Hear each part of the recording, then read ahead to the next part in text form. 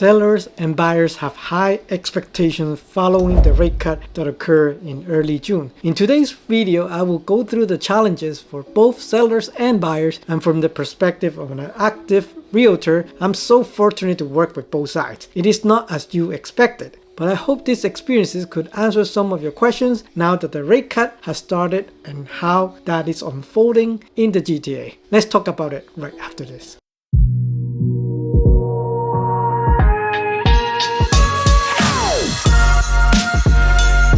Hey, welcome back to another video on the AV Team Real Estate channel. I'm Antonio and I am a local real estate agent in the GTA. If you have been enjoying the weekly video from this channel, don't forget to like the video and subscribe to the channel so that I can be shared with more people who want to get updated on the real estate market in Toronto. Greatly appreciate it. If you have any inquiries about real estate, don't hesitate to contact me via the first link in the description down below. Let's be honest, since last year the market wasn't as great when the rate remained high. And through the ups and downs of news for when the interest cut happened, the sales were simply bad. Until early June, when the Bank of Canada finally broke the news of the first rate cut since the rate hike in 2022. The sellers finally thought there was light outside the tunnel. Many believe that the buyers who were watching from the sidelines will probably return and help sales once more.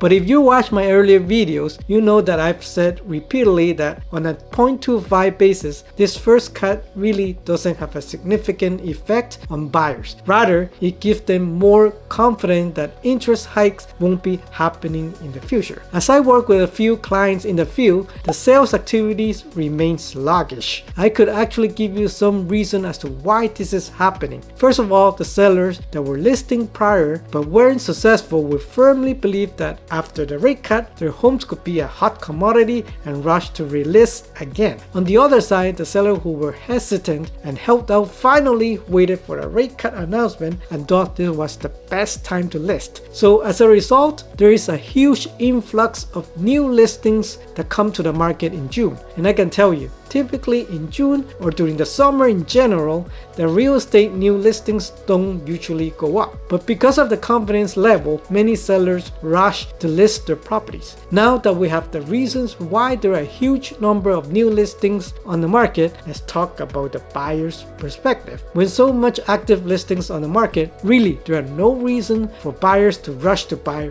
right away. What they really have are choices. I experienced the first hand while working with a few clients. Almost every other day you can expect a new listing come to the market. Here in Toronto, the most common way for prices to come down is mainly when there are far greater supply and the buyers will most likely offer less while thinking that they still have plenty of choices. This explains why the sales still haven't picked up as early June. Obviously, this is not official data, but from day-to-day activities and on the field, the properties that we visited have not been sold, and units that were sitting on the market for more than 60 days are really not that uncommon. The active listings are also accumulating at a very rapid pace, more often than not due to the fact that listings are increasing day by day. Unsold units are basically reducing showings since buyers have to choose only the top 5 listings out of many, and those units that were off the list for buyers are simply sitting on the market for a long time. But it was not all bad news.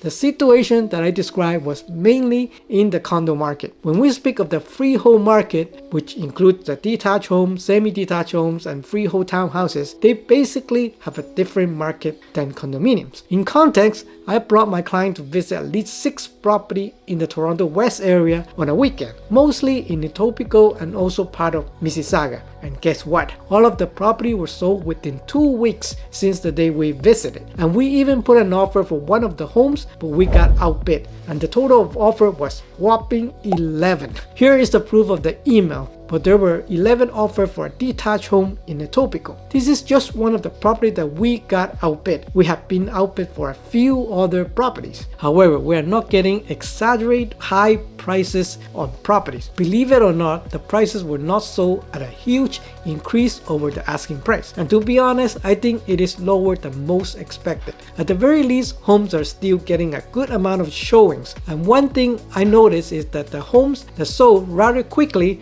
are the ones that are mostly move-in ready, or in a much more better condition. But for badly maintained or not updated homes, they are the ones that are sitting on the market for a long period of time. I have other clients that were looking in the North York area, in the Bayview and Shepherd area for a freehold townhouse, and similar situation happened. Multiple offers were made for most units that we visited, and only units that were badly maintained or had less updated home remain on the market. I hope you enjoy market updates such as this at a very micro level, in which it could give you a good idea of what is happening now in the active field as I'm going through with my clients. So if you do enjoy this content, I would love for you to like the video and subscribe to the channel to support my effort in making it. Speaking of the condo apartments, like I told you earlier, condos are really the one asset class that is struggling the most, and the rate cut didn't improve much at all. Reason pretty much remained the same when there are more sellers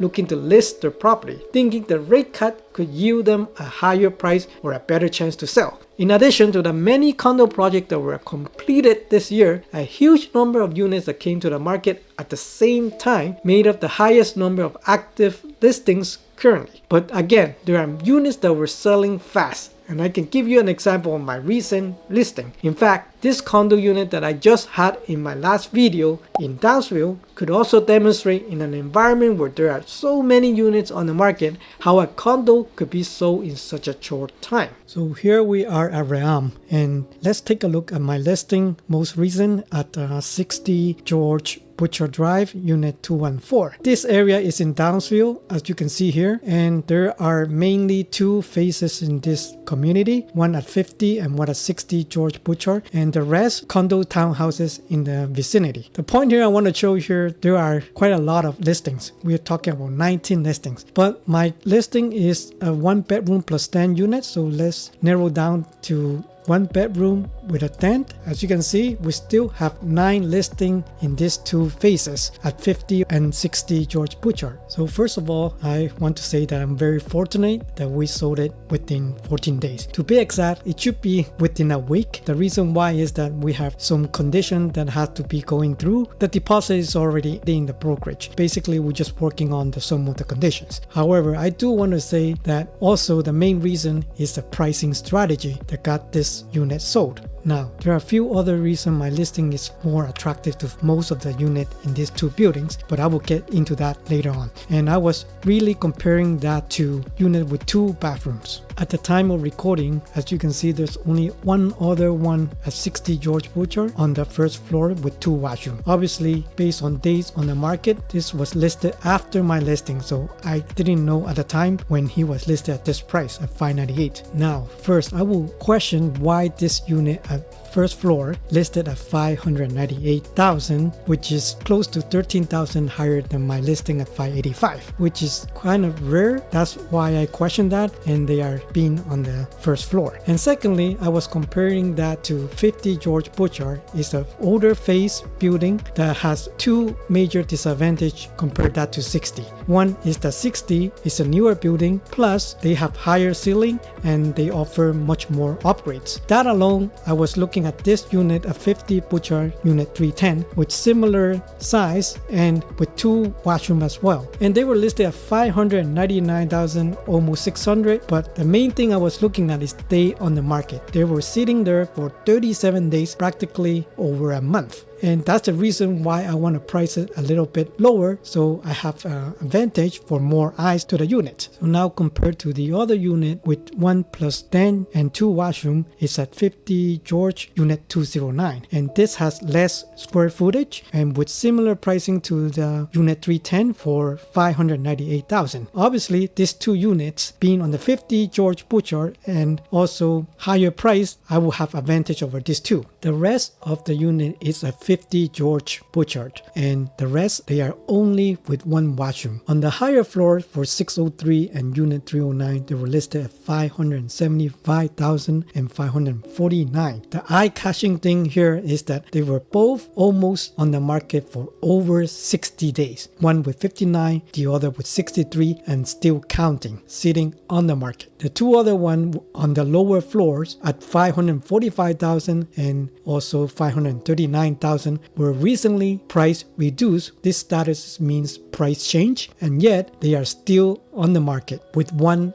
over a month already. And from this listing here, you can tell that this 2 unit at 50 with 2 washroom are the one that actually sold my unit pretty much, with pricing up to 599,000. And my listing on the unit 214, we are located on the latest tower on the 60 George Butchart. And there are 2 other features that I haven't mentioned yet, is that my listing is actually facing towards the Downfield Park, which they have a very nice view over the park. Aside of that, my listing also has a killer floor plan layout, which the den can be used as a second bedroom with a door, and between the master bedroom and the den, separated between the kitchen and the living room, so make that much more privacy. So let me quickly go over the most recent sales in 60 George Butchart Drive. As you can see, the most recent 1+1 with 2 washrooms sold for 570 in April of 2024, with a similar square footage within 21 days. And the other most recent with 2 washrooms was dated back in January of 2024, also at 570,000. So we are pretty much safe to say this price range will be within 570,000. If we want to go back to last year in 2023, in September, we only have 1 unit with 2 washrooms sold over 570,000, which is 590, dated back